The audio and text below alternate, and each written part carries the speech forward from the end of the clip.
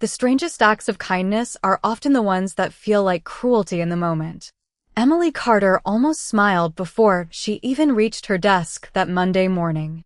The office lights had only begun to flicker awake across the 23rd floor, and the familiar scent of freshly brewed coffee drifted through the quiet workspace as the city outside slowly emerged from a blanket of pale gray clouds. She always arrived 30 minutes before everyone else. It gave her time to organize reports, answer overnight emails, and enjoy the rare silence before ringing phones and endless conversations swallowed the day. But this morning, something was different. Sitting perfectly in the center of her desk was a bouquet of fresh white lilies mixed with pale pink roses, wrapped in elegant ivory paper tied with a satin ribbon. Emily stopped walking. For a long second, she wondered if she had wandered to someone else's workstation by mistake.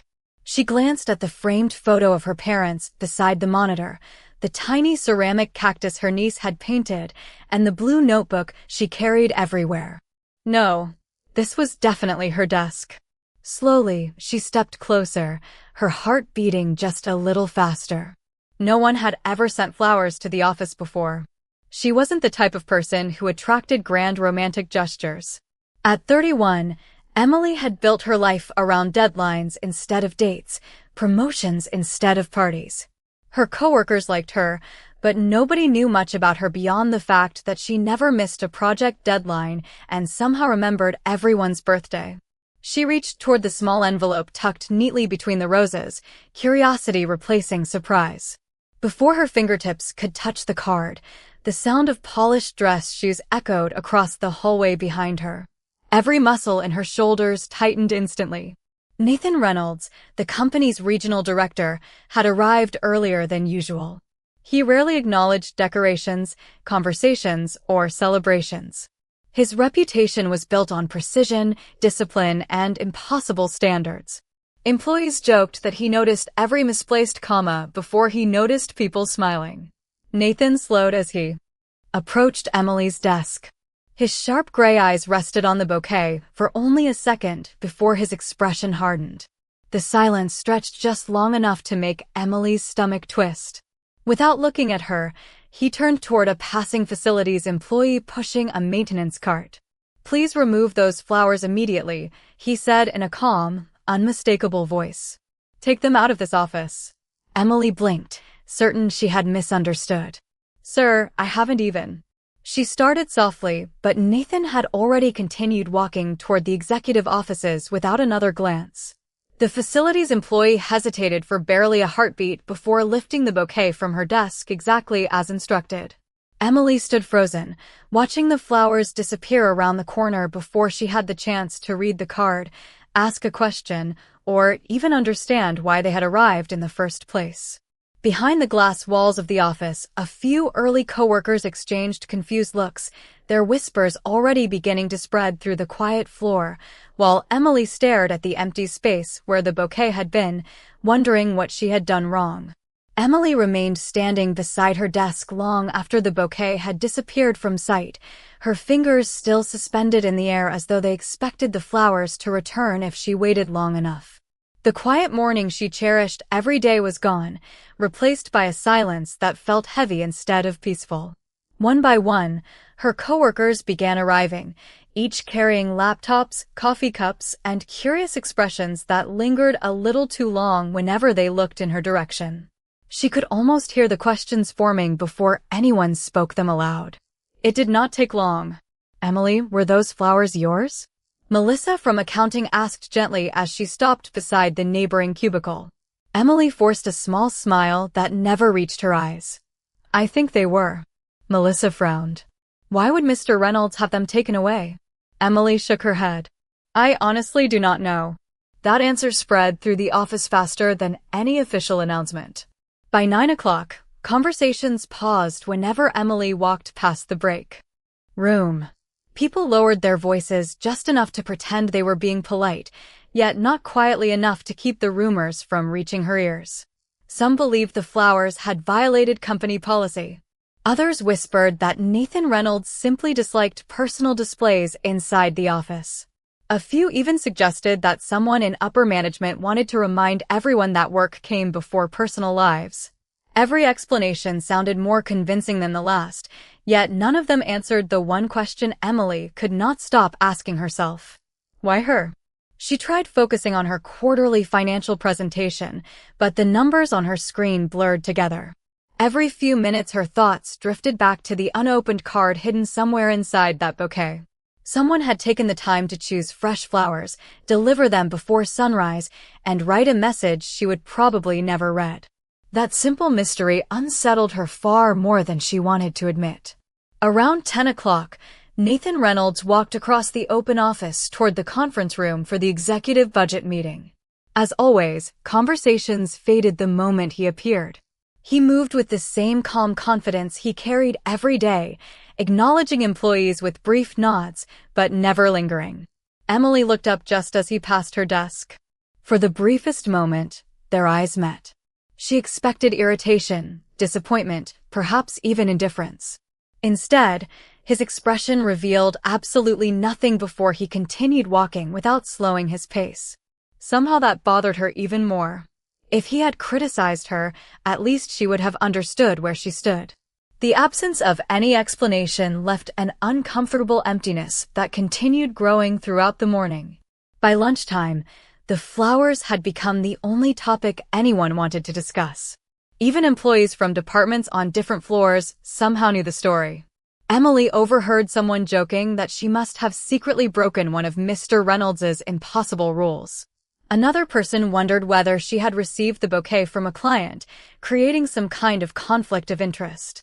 She quietly carried her lunch to the small outdoor terrace, hoping a few minutes away from everyone would settle the knot in her chest. Instead, she found herself staring across the city skyline, replaying those few seconds again and again, unable to understand why one simple gesture had ended with her feeling as though she had done something wrong without ever being told what it was.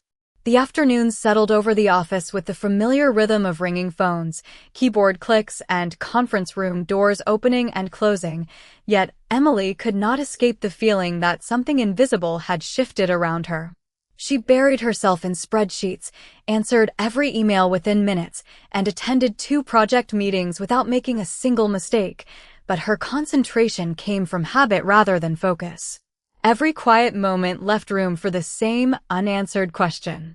Why had Nathan Reynolds reacted so quickly? By the time most employees packed up for the evening, Emily remained at her desk reviewing numbers that she had already checked twice. She told herself she was finishing work, but the truth was she simply was not ready to leave with the day ending in confusion.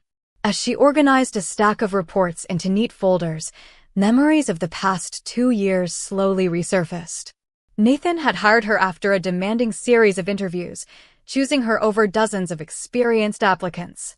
At first, she believed earning his trust would eventually soften his distant attitude. It never happened. He expected excellence from everyone, but somehow his standards always seemed even higher when it came to her. He returned reports with detailed notes, challenged her ideas during meetings, and rarely acknowledged the extra hours she invested. While other managers occasionally praised employees for successful presentations, Nathan simply moved on to the next objective as though accomplishments were nothing more than expected responsibilities. More than once, coworkers had joked that Emily must secretly enjoy impossible expectations because she never complained. They never realized how exhausting it felt to constantly wonder whether she was doing enough. There had been moments when she considered transferring to another department, yet every time she updated her resume, something held her back. Despite Nathan's impossible standards, he had also trusted her with projects that many employees waited years to receive. He had placed her in front of major clients, asked for her analysis during executive meetings, and relied on her reports before making important decisions.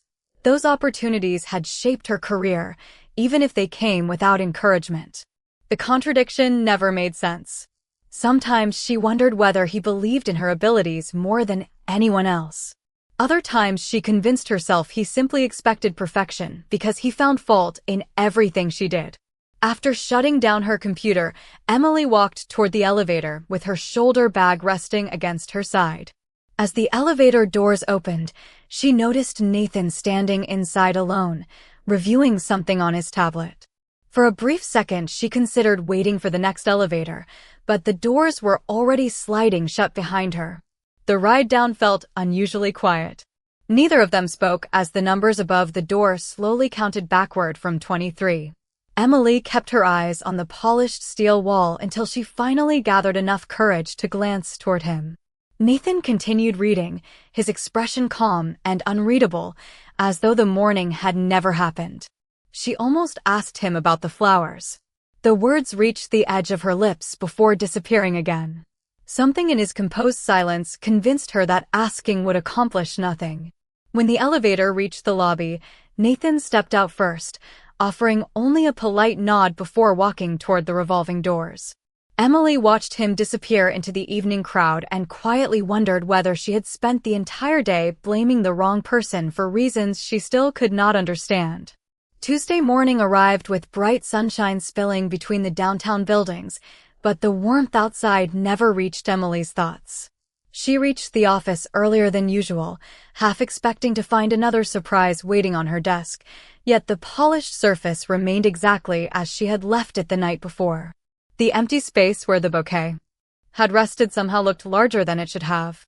She placed her notebook beside her keyboard, turned on her computer, and quietly reminded herself that it was time to let the entire situation go. Work came first. Feelings could wait. At exactly 8:42, her phone vibrated with a message from an unfamiliar number. She hesitated before opening it. The screen displayed only one sentence. "I hope you liked the flowers." Emily stared at the words until the display dimmed. There was no signature, no photograph, no explanation. Her pulse quickened as dozens of possibilities raced through her mind. Maybe it was someone she had met months ago at a networking event. Maybe it was an old college friend who had finally worked up the courage to reach out. She typed a careful reply asking who the sender was, then paused before pressing send. Instead, she deleted the message and locked her phone. If the sender wanted to introduce themselves, they could do so first. An hour passed without another text. Then another. By lunchtime, she almost convinced herself the message had been a harmless misunderstanding. Just as she was about to leave for the break room, her phone vibrated again. I was disappointed that they disappeared so quickly. Emily felt a chill despite the comfortable temperature inside the office. Whoever this person was, they knew the flowers had been removed almost immediately. That detail was impossible to ignore. She looked around the open workspace. Everyone appeared busy with ordinary Tuesday routines. Melissa laughed with someone near the copier. The marketing team debated a presentation across the room. Nothing seemed unusual, yet Emily suddenly felt as though unseen eyes had been following her day from somewhere nearby. She slipped the phone into her pocket without responding. Across the office, Nathan Reynolds stepped out of a meeting with the information technology manager. They exchanged a few quiet words before walking toward separate hallways. Emily noticed him glance briefly across the room, his eyes scanning the workspace with unusual focus before continuing toward his office. She wondered if she was imagining it, but something about his behavior felt different. Not warmer, not friendlier, simply more observant. The thought disappeared when another email notification appeared on her monitor. The sender's address looked ordinary enough, but the message contained nothing except a digital image of the same bouquet that had rested on her desk the previous morning. Beneath the photograph was a single sentence. "Next time, nobody will take them away." Emily immediately closed the email, her stomach tightening with uncertainty. The words were not openly threatening, yet they carried a strange confidence that unsettled her far more than she wanted to admit. She looked instinctively toward Nathan's office, wondering whether she should tell someone about the messages. Before she could decide, his office door closed once again, leaving her alone with questions that seemed to multiply faster than the answers. The rest of Tuesday unfolded with an uneasy calm that only made Emily more uncomfortable. She managed to finish every assignment on schedule, but every notification from her computer or vibration from her phone made her glance up instinctively. No new messages arrived during the afternoon, yet the silence itself began to feel intentional, as though whoever had contacted her knew exactly how uncertainty could linger longer than words. Shortly before 5 o'clock, Melissa stopped beside her desk carrying a stack of printed invoices. She hesitated before speaking, lowering her voice enough that nearby coworkers could not overhear. "Can I ask you something without you thinking I am spreading gossip?"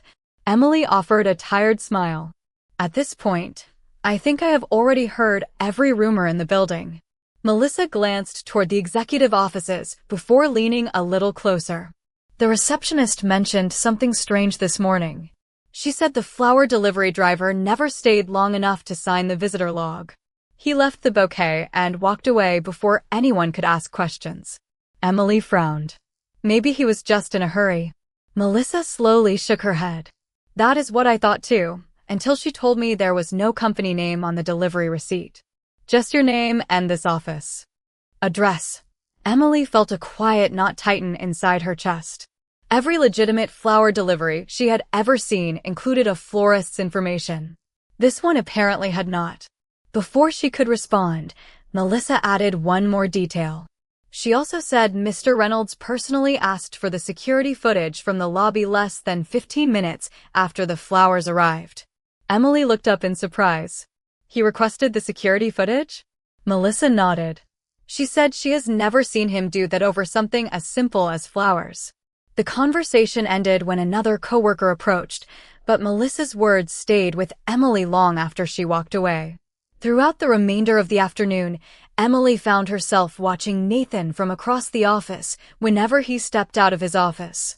He remained exactly as he always had been, composed, professional, and impossible to read.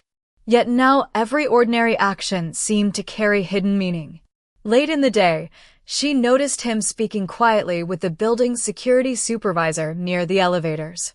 The discussion lasted less than 2 minutes before they went their separate ways. Again, nothing appeared unusual on the surface, but Emily could not ignore how many small details had begun connecting around this same, unexplained event.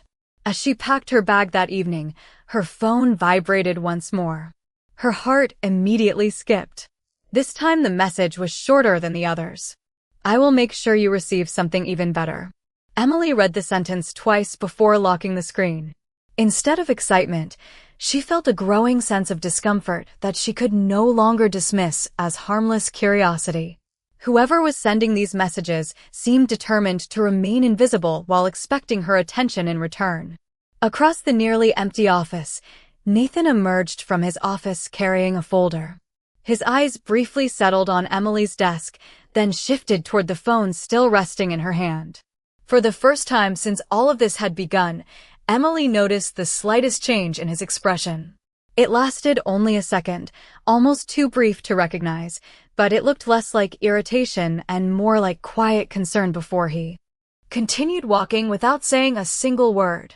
Wednesday began with an unexpected announcement that drew the attention of every employee on the floor.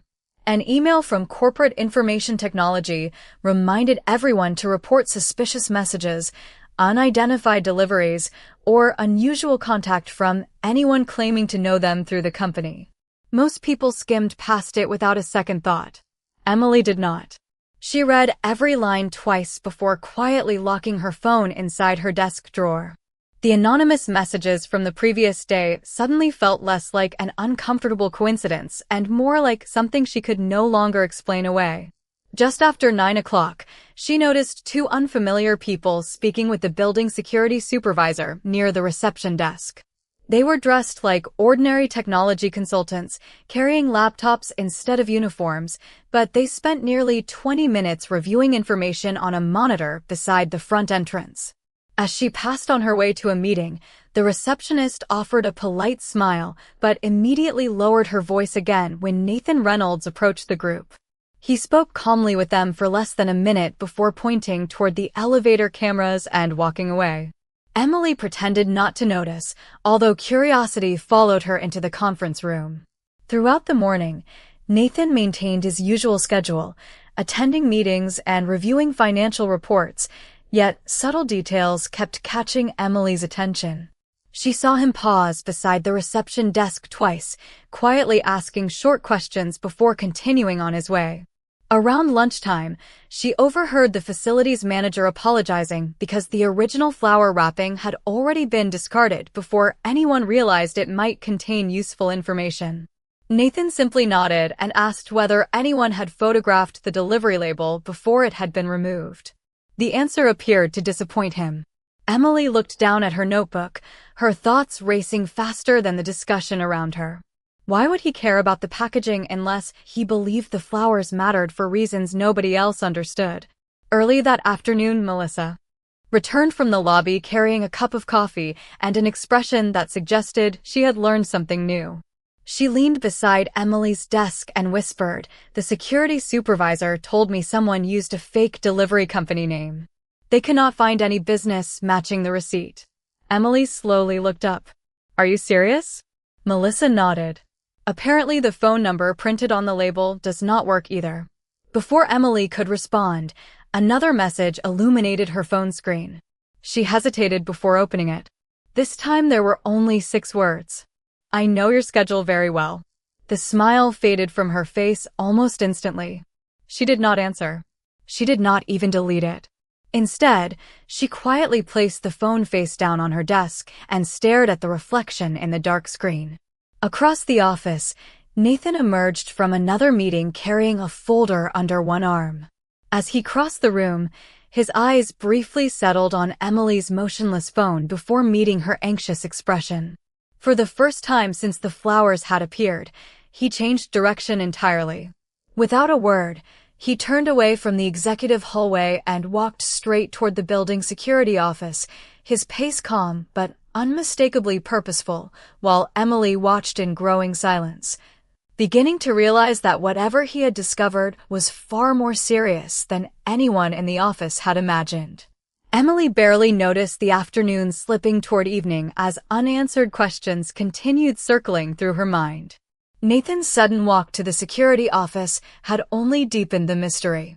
If the anonymous messages were nothing more than an awkward attempt at getting her attention, why would the company's regional director involve security, information technology, and building management?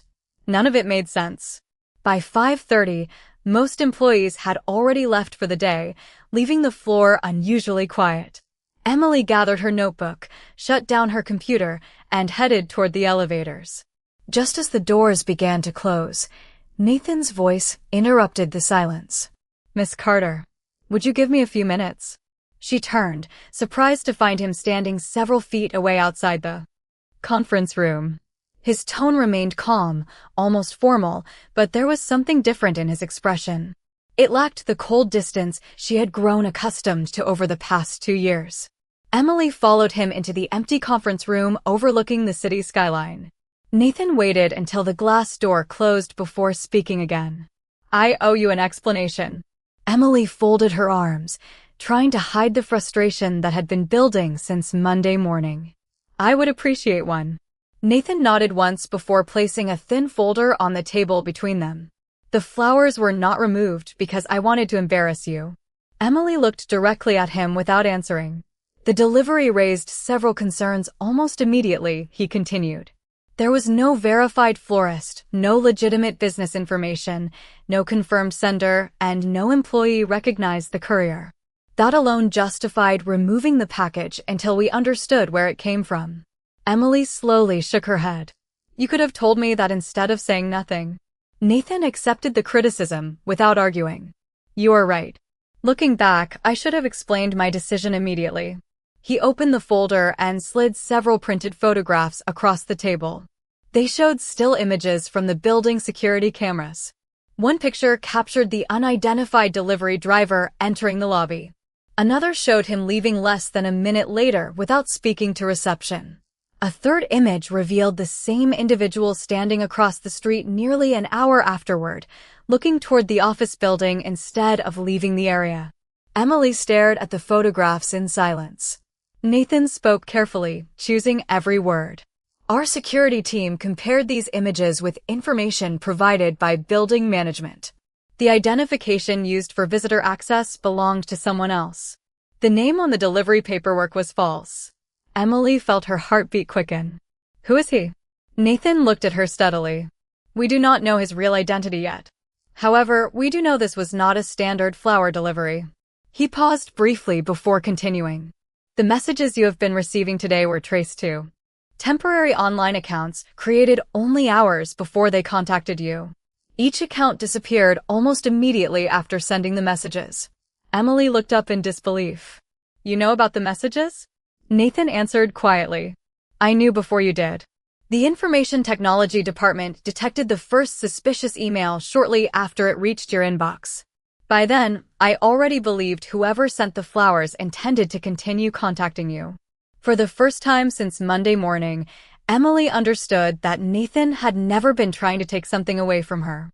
From the very beginning, he had been trying to keep something far more troubling from reaching her instead. Emily lowered herself into the chair without taking her eyes off the photographs spread across the conference table. They no longer looked like ordinary security images. Every frame carried details she had completely overlooked. The delivery driver had never smiled at the receptionist. He had never looked around in confusion like someone searching for the correct office. Instead, his attention remained fixed on the employee elevators, as though he already knew exactly where the bouquet was supposed to end up. Nathan quietly slid one final page toward her. It contained a timeline assembled from security cameras positioned around the building. The unidentified man had arrived nearly 40 minutes before the flowers were delivered. He had crossed the street twice, spent several minutes sitting on a bench facing the entrance, and remained nearby long after leaving the lobby. Emily felt the room grow unusually still. He stayed here the entire time, she asked softly. Nathan nodded. He watched the building after the delivery. That is what concerned me most. Emily looked down again, remembering the second anonymous message that mentioned the flowers disappearing so quickly. Until now, she had assumed the sender had somehow received an update from another person. Suddenly, the explanation became painfully obvious. Whoever had sent the bouquet had seen everything happen with his own eyes. Nathan folded his hands together. There is something else you should know. Emily looked up. The Information Technology team compared the messages with activity on our public website. Someone had viewed employee profiles repeatedly over the past several weeks. They focused almost entirely on your department. Emily searched her memory, trying to remember whether she had shared too much information online. Her professional biography listed only her position, years with the company, and business email address. Nothing about her personal life appeared there. How did they know my work schedule? She whispered. Nathan answered with calm honesty. Most likely by observing routine patterns. People often reveal more than they realize simply by arriving at the same time every morning. Emily slowly realized how predictable her life had become. She parked in the same garage, entered through the same lobby doors, bought coffee from the same cafe every Tuesday, and almost always stayed late on quarterly reporting weeks. Ordinary habits had quietly become a visible routine. Nathan stood and walked toward the conference room window overlooking the city below. When I saw the flowers Monday morning, I had only seconds to decide whether to leave them where they were or remove them immediately. If they were harmless, you would probably be upset with me. If they were connected to someone watching you, every minute they remained on your desk confirmed that the delivery had reached its intended target. Emily felt an unexpected wave of emotion, replacing the frustration she had carried for 3 days. She had interpreted his silence as indifference when, in reality, he had been trying to avoid creating unnecessary alarm before gathering facts. Looking back, every conversation with security, every quiet meeting with information technology, and every unreadable expression suddenly formed a single clear picture. Nathan turned back toward her with the same composed expression he always wore, but this time she recognized something she had never noticed before. Beneath his disciplined professionalism was genuine responsibility, and she finally understood that the coldest decision she had ever witnessed had been made with one purpose alone: protecting an employee before she even realized she might need protection.